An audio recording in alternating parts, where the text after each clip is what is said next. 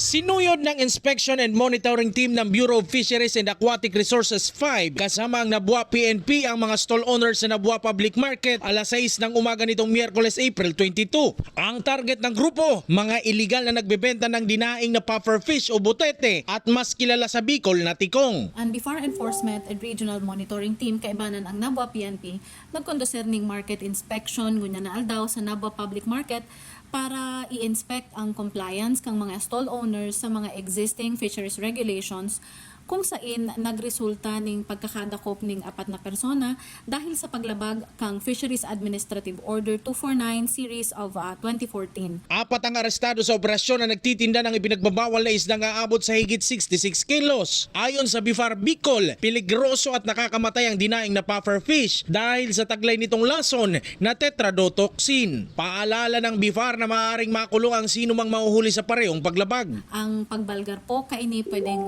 makulong 2 months to 1 year or a fine po of not less than 10,000 pesos.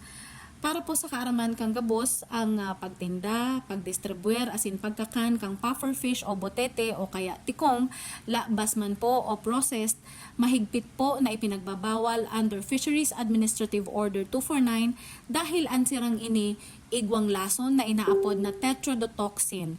Ini po nakakapagpabara ng ugat, nakakaparalisa kang mga kalamnan asin pwedeng magresulta sa kagadanan.